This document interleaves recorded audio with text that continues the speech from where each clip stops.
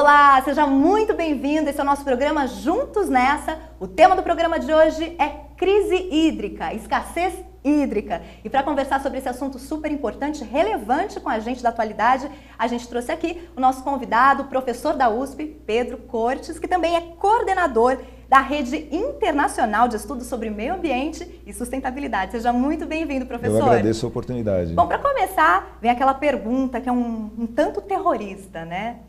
Será que é possível a gente viver sem água? Você em casa já pensou nisso? É possível a sua vida, você imaginou a sua vida totalmente sem água?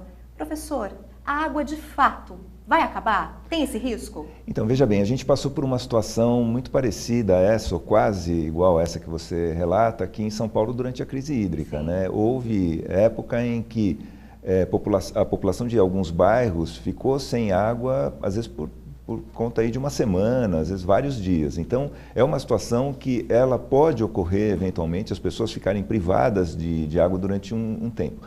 Uma questão importante é que a água não acaba na natureza, né? A água é um recurso que é permanentemente reciclado. O que está acabando, de certa forma, é a água pura, a água limpa. A gente tem poluído muito os corpos d'água, os cursos d'água. Então, se a gente verificar em muitas das grandes cidades, os rios que cruzam essas cidades são rios poluídos. Eles não são rios utilizados para o abastecimento, são rios utilizados muitas vezes para lançamento de esgoto.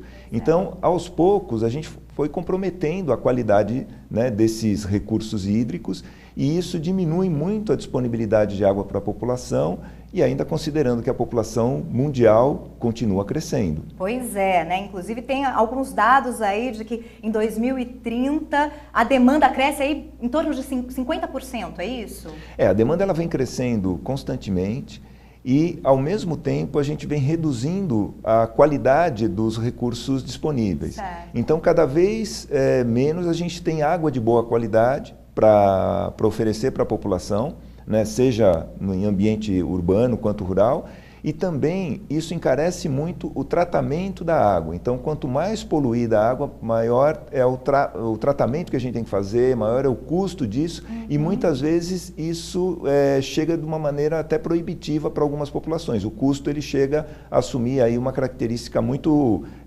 fica um recurso de difícil acesso, não só pela disponibilidade na natureza, né, de uma água limpa, de fácil obtenção, ela vem sendo reduzida por conta disso, mas também por conta do encarecimento no processo de tratamento. Mas, professor, na sua opinião, qual que é o principal problema que vem causando essa escassez hídrica? Então, são vários os problemas que têm afetado, né, a disponibilidade de água de maneira geral. Um deles é a poluição, nós estamos poluindo cada vez mais, né, os recursos disponíveis e também nós temos um descaso muito grande com nascentes, com os rios, né, com as matas, como se isso não fosse importante para a manutenção da qualidade da água. Então, por exemplo, quando nós comprometemos uma região de mata, muitas vezes nós estamos comprometendo nascentes que vão abastecer os rios, as represas, e com isso a gente vai diminuindo a quantidade de água disponível, né, para captação fácil na natureza, né?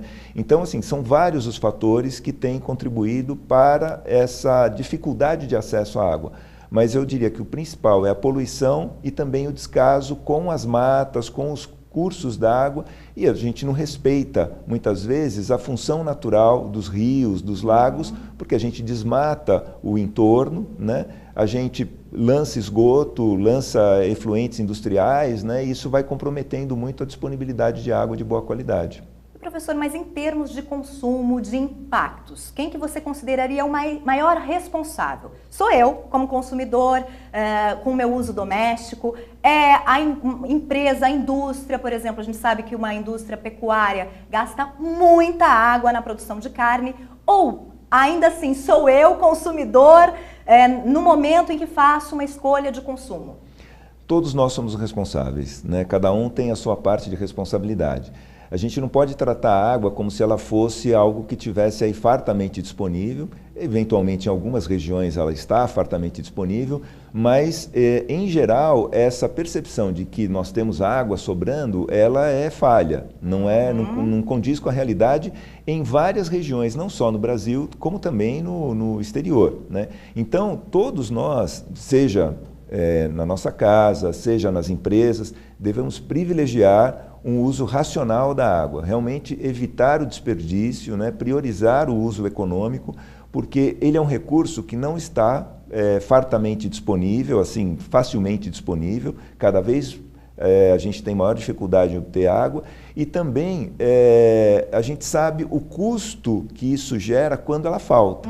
As regiões que passaram por uma situação de estresse hídrico, escassez hídrica ou que estão passando, sabem o quanto custa a falta de água. Então a gente tem que preservar a água como um recurso realmente escasso. Pois é, então economia doméstica de água é básico, né? E também nas empresas. Com certeza. Se você quiser saber mais sobre esse tema ou outros temas de sustentabilidade, é só acessar o nosso portal Socioambiental Online.